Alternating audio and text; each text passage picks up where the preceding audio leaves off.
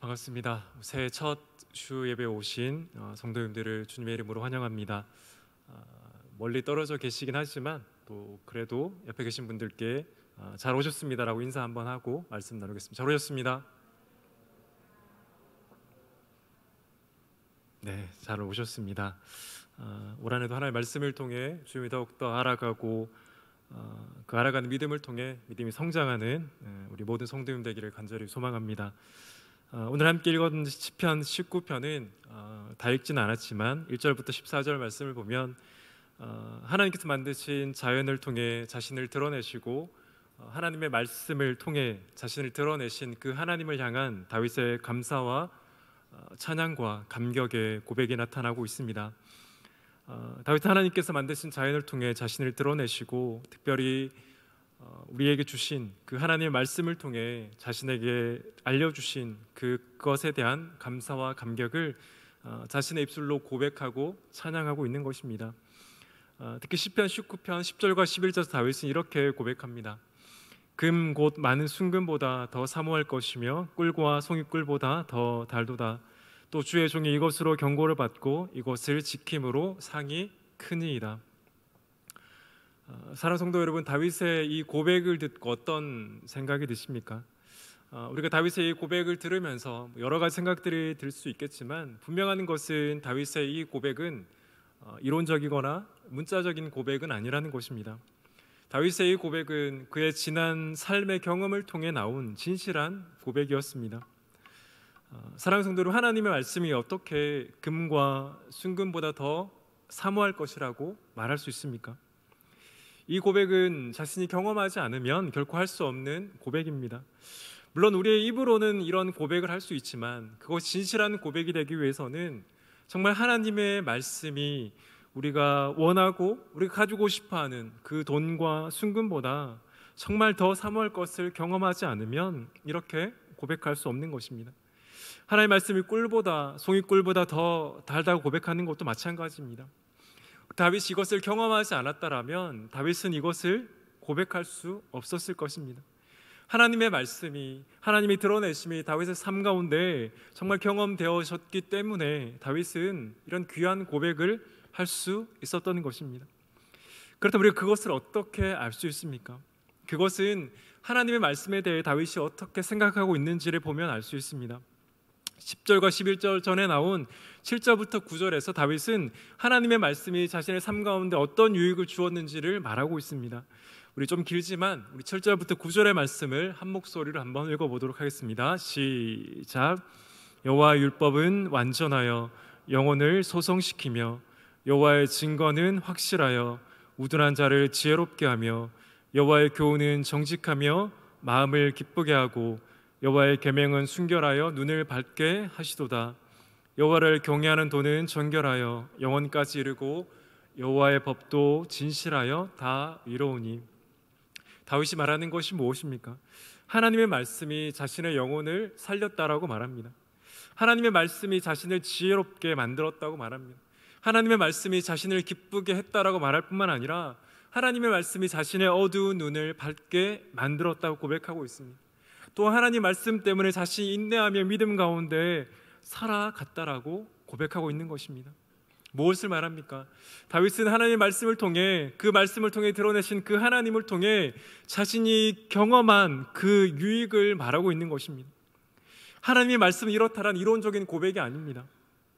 또한 다른 사람의 누군가의 고백도 아닙니다. 이 고백은 다윗이 자신의 삶 가운데 그 하나님의 말씀을 통해 경험한 그 말씀의 유익이 어떠했는지를 자신의 입술로 고백하고 있는 것입니다. 사랑하는 여러분, 그렇다면 저 여러분의 삶 가운데 하나님의 말씀이 어떻게 고백되어지고 있습니까? 하나님의 말씀을 통해 하나님을 어떻게 경험하고 있습니까?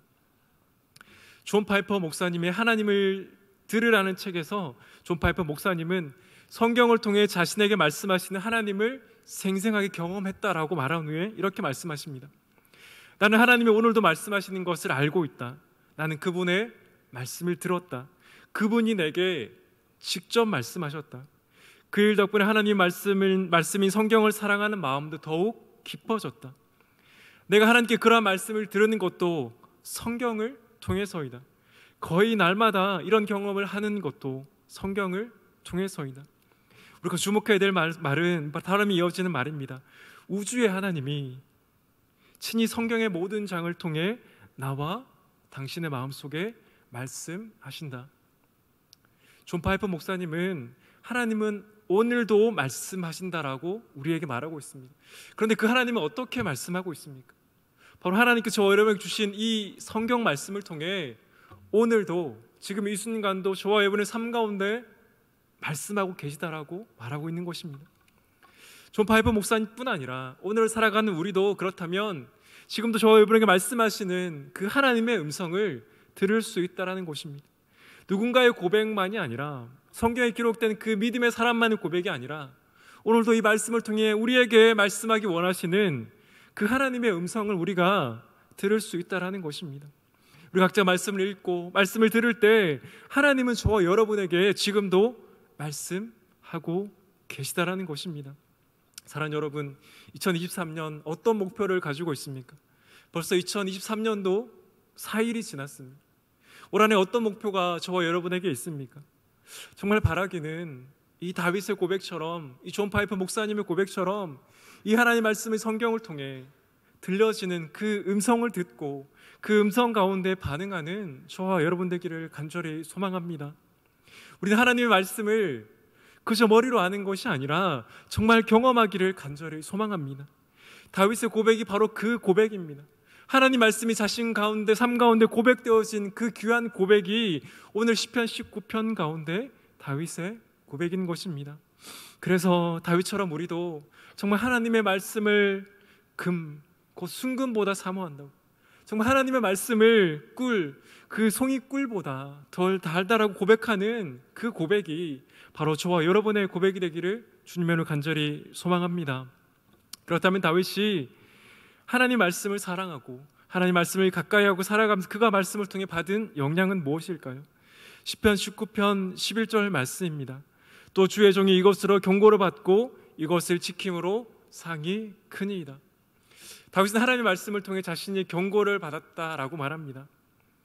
다윗이 하나님의 말씀을 순금보다 사랑하고 사모하고 하나님의 말씀을 송이꿀보다 더 달달하고 말하는 것은 그 하나님의 말씀이 다윗의 삶에 그저 맞추어졌기 때문이 아닙니다.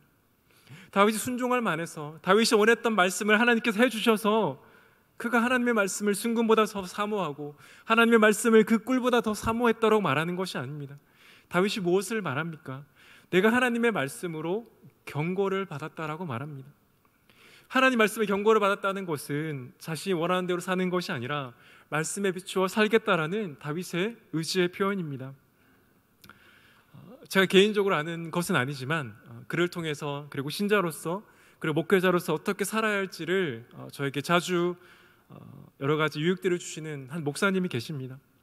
이 목사님의 쓴 책을 통해서 정말 우리의 삶 가운데 하나님의 말씀으로 경고를 받는 것이 어떤 의미인지를 알게 해주는 좋은 간정이 있어서 잠시 나누길 원합니다.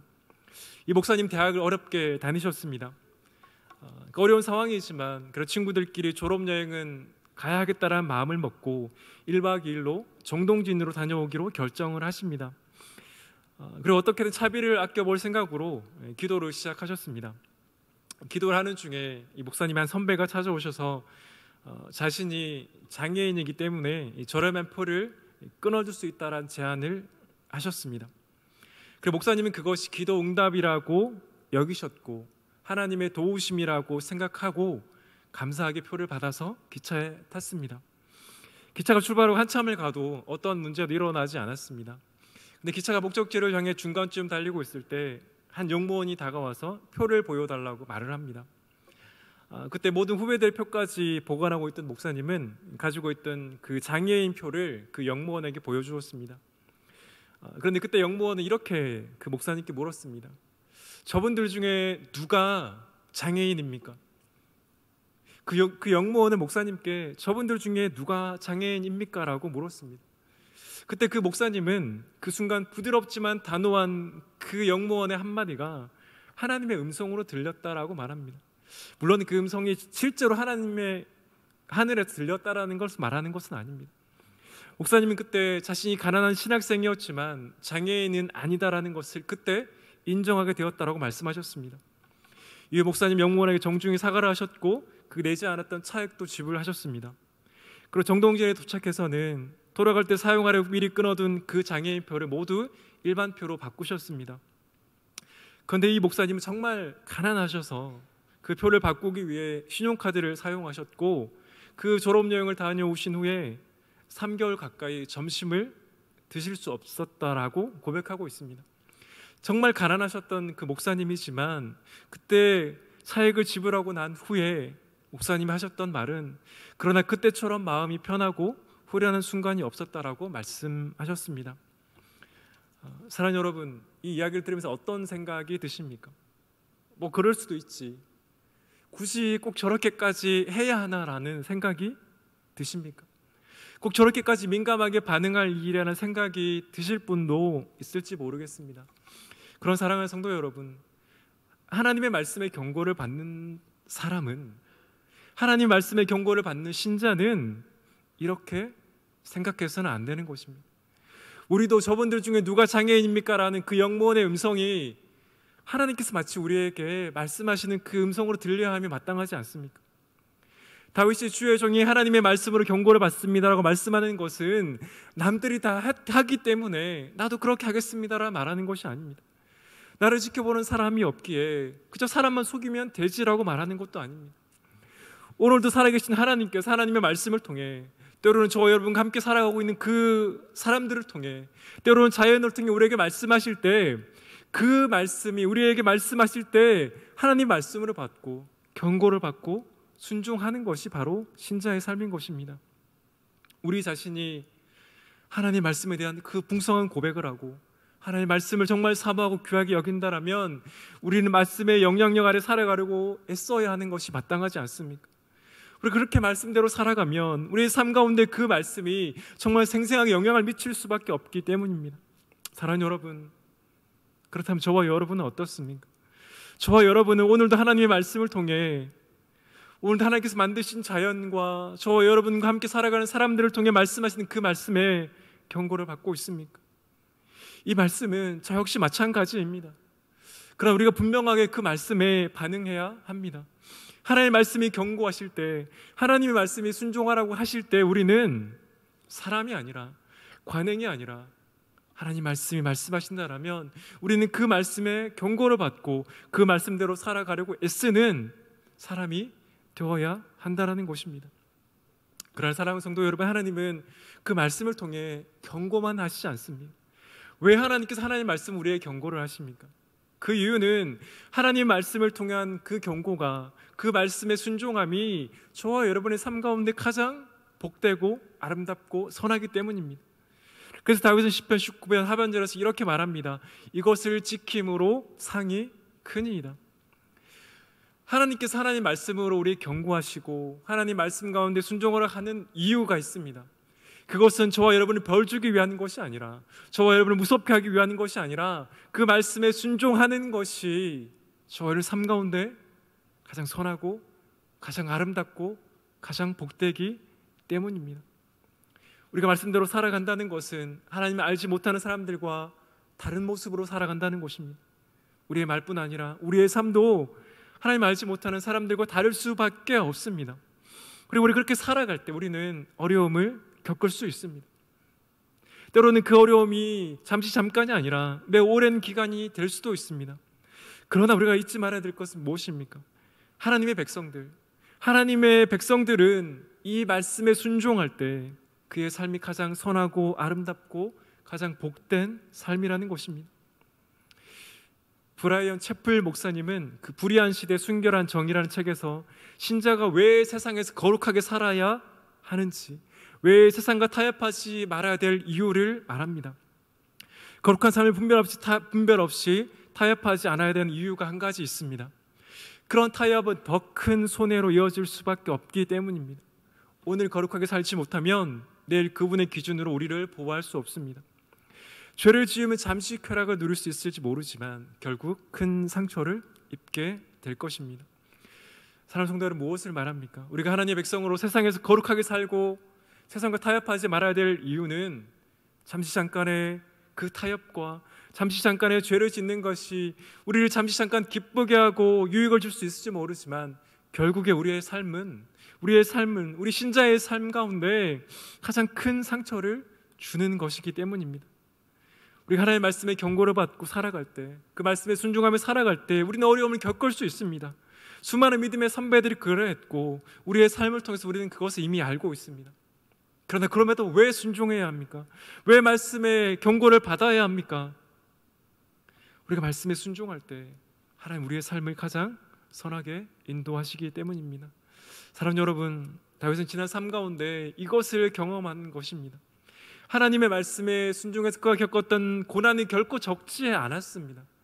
그러나 다윗은 자신이 인내하며 말씀에 순종할 때 그의 지난 삶을 통해 자신의 삶을 선하게 인도하신 하나님을 경험한 것입니다. 사랑하는 여러분, 저와 여러분의 삶 가운데 어떤 것을 저와 여러분의 자녀들에게 남겨주기를 원하십니까? 혹시 손주, 손녀들이 있다면 그들에게 무엇을 남겨주기를 원하십니까? 다윗과 같은 이 귀한 믿음의 고백을 남겨주어야 하지 않겠습니까? 재산을 남겨주실 것입니까? 물론 그것도 좋습니다. 그러나 우리가 믿음의 자녀들에게, 믿음의 가문에게 남겨줄 것은 다윗처럼 그 하나님의 말씀대로 살았을 때 하나님이 자신의 삶을 가장 선하게 인도하셨다라는 그 믿음의 고백입니다. 정말 저와 여러분에게 이러한 소망이 있기를 간절히 소망합니다. 우리의 삶 가운데 내가 정말 힘들고 어렵지만 하나님의 말씀대로 살았을 때 하나님이 나의 삶을 가장 선하게 인도했다, 가장 복되게 인도했다, 가장 아름답게 인도했다라는 그 믿음의, 그 고백의 귀한 믿음의 유산이 저와 여러분에게 있어야 하지 않겠습니까? 그리고 지금 믿지 않는 자녀들이 있습니까? 저와 여러분이 그런 모습대로 살아간다라면 저와 여러분을 통해 정말 하나님 믿는 자는 다르구나라는 것을 알게 될 것입니다. 정말 바라기는 이 다윗의 고백이 이 말씀 속의 고백만이 되지 않기를 간절히 원합니다. 바로 저와 여러분의 고백이 되어서 저와 여러분의 고백처럼 그 믿음으로 살아갈 때 어려움이 있지만 그 어려움에도 불구하고 하나님이 주시는 그 놀라운 축복을 내가 경험했다라는 그 믿음의 귀한 고백이 저와 여러분과 저와 여러분 자녀의 삶과 저의 믿음의 가문 가운데 있기를 주님의 이름으로 간절히 소망합니다. 그런데 다윗은 여기에 그치지 않습니다. 다윗은 분명히 하나님께 주신 말씀을 순종할 때 자신의 삶을 가장 선하게 인도하신 하나님을 경험합니다. 그렇다면 그 은혜를 경험한 자는 어떻게 살아야 할까요? 그래서 10절과 11절에 이어지는 12절부터 14절의 말씀이 자신에게 은혜를 주신 그 하나님에 대한 다윗의 반응과 결단입니다. 시편 19편 12절부터 14절의 말씀입니다. 자기 허물을 능히 깨달을 자 누구리요? 나를 숨은 허물에서 벗어나게 하소서. 또 주의 종의 고의로 죄를 짓지 말게 하사 그 죄가 나를 주장하지 못하게 하소서. 그리함 내가 정직하여 큰 죄가에서 벗어나겠나이다. 나의 반석이시오 나의 구속자이신 여호와여, 내 입의 말과 마음의 묵상이 주님 앞에 연락되기를 원하나이다. 유진 피터슨 목사님은 다윗의 현실에 뿌리박은 영성을, 다윗의 삶의 특징을 이렇게 말합니다. 다윗의 삶에서 가장 특징적인 한 가지를 고른다면 그것은 바로 하나님이다. 다윗의 실존에서 가장 커다란 부분을 차지했던 것은 다윗 자신이 아니라 하나님이었다. 이 유진 피터스 목사님 말하는 것처럼 실제로 다윗의 삶 가운데 가장 큰 것을 차지했던 것은 다윗 자신이 아니었습니다. 다윗의 자녀들도 아니었습니다. 다윗의 가문도 아니었고 다윗이 이루는 그 여러 가지 업적들도 아니었습니다. 바로 하나님이었음을 우리는 하나님 말씀을 통해 알고 있습니다. 그래서 12절부터 14절의 이 말씀의 고백은 다른 고백이 아닙니다. 하나님, 나 같은 자에게 은혜를 주신 그 하나님을 향해 하나님 제가 이렇게 살고 싶습니다라고 고백하는 다윗의 그 은혜의 고백인 것입니다. 다윗은 어떻게 말했습니까? 어떻게 살겠다라고 말합니까? 하나님, 제가 저를 주장하지 말게 해주십시오. 하나님, 제가 저를 주장하지 못할 뿐 아니라 제가 하는 모든 말과 마음의 모든 생각까지도 하나님 앞에 드려지는 삶을 살고 싶습니다라고 다윗은 고백합니다. 사랑하는 성도 여러분, 다윗의 이 고백을 들을 때 어떤 생각이 드십니까? 다윗이 이 고백은 정말 나 같은 자를 구원하여 주신 그 하나님의 앞에 정말 하나님과 동행하고 싶어하는 그 다윗의 간절한 마음이 드러나 있지 않습니까? 다윗의 이 기도는 하나님의 은혜에 대한 분명한 반응입니다. 나같이 죄 많은 자가 하나님 앞에 서기 위해서, 하나님과 동행하기 위해서 죄가 나를 주장하지 말게 해달라고, 더 나아가서 어떻게 고백했습니까? 내 입의 모든 말과 내 마음의 묵상까지도 정말 하나님 앞에 드려지기를 원합니다라고 다윗이 고백하고 있는 것입니다. 사랑하는 성도 여러분, 그렇다면 우리에게도 다윗과 같은 고백이 있어야 하지 않겠습니까? 다시 말씀드리지만 다윗의 이 고백은 하나님 앞에 자신의 의를 드러내기 위한 것이 아닙니다. 내가 죄를 짓지 않아서 하나님 앞에 의롭다라고 주장하기 위한 것이 아닙니다. 자신의 말과 생각까지도 하나님 앞에 의롭다라고 주장하기 위한 것이 아닙니다. 그저 하나님을 사랑하는 자가 하나님께 드리는 사랑의 고백입니다. 사랑하는 여러분, 그렇다면 우리는 어떻게 해야 됩니까? 하나님께서 만드신 이 세상을 통해, 하나님의 말씀을 통해 은혜 받을 자격 없는 자에게 은혜를 주신 우리 그 은혜에 대해 우리는 어떻게 반응해야 됩니까?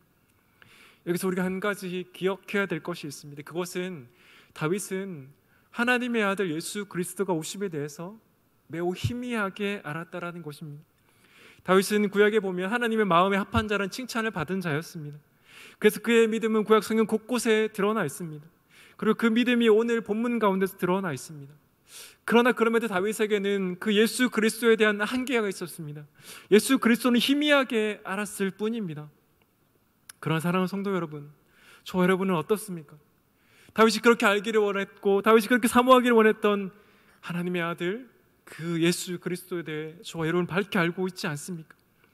하나님 그분께서 저와 여러분을 위해 십자가를 죽으시고 부활하시고 지금도 저 하늘에서 저와 여러분을 위해 기도하고 계심을 저와 여러분은 분명하게 알고 있지 않습니까?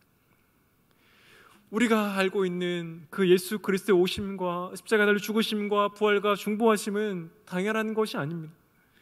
구약의 많은 선지자들이, 구약의 많은 믿음의 사람들이 그것을 알기 위해 바라고 고대했다라고 말하고 있습니다. 오늘날도 마찬가지입니다. 하나님을 알지 못하는 많은 자들이 그 예수 그리스도에 대해, 예수 그리스도가 누구신지 알지 못합니다. 그렇다면 우리가 오늘 하나님을 알고 예수 그리스도를 아는 것은 당연한 것이 아닙니다. 그러나 예수 그리스도를 알지 못했던 다윗이 그렇게 고백을 했다라면 우리는 어떻게 고백해야 되겠습니까? 은혜 받을 자격 없는 자에게 은혜를 주시고 하나님의 아들 예수 그리스도를 알게 하여 주시고 그 십자가와 부활을 알게 하여 주셔서 영원한 생명을 주시고 저 하늘을 소망하며 살아가게 해주신 그 하나님에 대해 우리는 어떻게 반응하고 살아야 하겠습니까? 사랑하는 성도 여러분, 우리에게도 이 다윗과 같은 귀한 고백이 있기를 간절히 소망합니다. 사실 말씀을 준비하면서 가장 힘들었던 것은 14절 마지막 말씀입니다. 나의 입술의 모든 말과 나의 마음의 묵상까지도 하나님 앞에 드려지기를 원합니다라는 다윗의 기도였습니다. 사람들 앞에서 우리의 말은 어떻게 속일 수 있을지 모릅니다. 그러나 우리의 생각까지 과연 하나님 앞에 드려줄 수 있을까요? 나의 모든 것을 아시는, 지금도 제가 어떤 생각을 하면서 아시는 그 하나님 앞에 정말 드려지기 너무나 부끄럽습니다. 그러나 그럼에도 우리가 하나님 앞에 기도하며 감사해야 될 이유는 그럼에도 불구하고 우리와 같은 그 연약한 죄인을 사랑하여 주시고 하나님의 자녀로 삼아 주셨기에 다윗처럼 하나님께 감사의 고백을 해야 되는 것입니다. 그리고 우리는 나아가 성령 하나님께서 저와 여러분과 계시기에 그 하나님 앞에 나아가 담대히 기도할 수 있습니다. 로마서 8장 26절의 말씀처럼 이와 같이 성령도 우리의 연약함을 도우시나니 우리를 마땅히 기도할 바를 알지 못하나 오직 성령이 말할 수 없는 탄식으로 우리를 위하여 친히 간구하시느니라. 우리의 곁에서 우리 연약함을 도우시는 그 성령 하나님께서 우리가 기도대로 살아갈 수 있도록 우리를 도우실 것입니다. 우리의 말과 우리의 생각은 하나님 보시기에 너무나 부족하고 너무나 죄가 많지만 성령 하나님과 동행하며 성령 하나님을 의지하며 살아갈 때 그 하나님 앞에 드려지는 그 기도를 담대히 할 수 있을 것입니다. 마지막으로 유진 피터슨 목사님의 좀 전에 말씀드렸던 다윗 현실의 뿌리박은 영성에서 우리가 왜 하나님을 찬양하고 믿고 순종해야 하는가에 대한 글을 나누며 말씀을 마치겠습니다. 목사님 이렇게 말합니다. 하나님을 찬미하고 믿고 순종하지 않는다면 우리 눈앞에 놓인 모든 것을 대부분 놓치게 될 것이다. 하나님을 무시하거나 부인하면 우리는 도덕적으로 나빠지기 이전에 하찮은 존재가 된다라고 말합니다. 사랑하는 성도 여러분, 하나님의 백성인 우리는 하나님을 찬양하고 믿고 순종하기에 부름받았습니다. 그래서 하나님의 선택을 받았습니다. 그렇다면 우리는 하나님을 찬양하고 믿고 말씀에 순종하는 삶을 살아가는 것이 마땅합니다. 다윗도 그렇게 고백하며 살았고 우리도 그렇게 고백하며 살아야 합니다. 그런데 우리가 하나님의 말 찬양하지 않고 하나님을 믿지 않고 하나님 말씀에 순종하지 않는다라면 우리의 삶은 어떻게 될까요? 우리의 삶은 유진 피터스 목사님 말씀처럼 우리 앞에 놓인 대부분을 놓치게 될 것입니다. 그래서 우리가 하나님을 무시하거나 부인하면 우리는 도덕적으로 나빠지기 전에 하찮은 존재가 될 것입니다. 하나님을 알지 못하는 이들은 어떻게 살아야 하는지 중요하지 않습니다. 그런 하나님을 믿는 우리는 하나님을 찬양하고 믿고 그 말씀에 순종하며 살아가는 것이 우리의 삶에 가장 선한 것임을 우리는 잊지 말아야 할 것입니다. 사랑하는 성도 여러분, 은혜 받을 자격 없는 자에게 하나님 우리에게 은혜를 주셨습니다. 다윗은 예수 그리스도를 희미하게 알았지만 그러면서 자신을 드러내주신 하나님의 은혜에 감사하며 감격하며 자신의 모든 삶이 하나님 앞에 드려지기를 감사하며 기도했습니다. 그렇다면 예수 그리스도가 오심도 알고 십자가와 부활과 중보하심도 알고 다시 오실 그 예수 그리스도를 아는 우리는, 그리고 우리와 함께 하시는 성령 하나님과 동행하는 우리는 어떻게 기도해야 되겠습니까? 하나님 믿고 찬양하고 순종하며 살아가는 것이 마땅합니다. 우리가 하나님의 말씀을 무시할 때 우리 잠시 잠깐 유익과 쾌락을 누릴 수 있을지 모르지만 결국 그 삶은 우리의 삶을 하찮게 만들 것입니다. 그래서 하나님 찬양하고 하나님 믿고 하나님 말씀에 순종함으로 올 한해 더욱더 하나님을 닮아가고 하나님의 말씀 가운데 우리의 믿음이 성숙하고 성장하는 저와 여러분의 삶이 되기를 주님의 이름으로 간절히 축원합니다. 기도하겠습니다.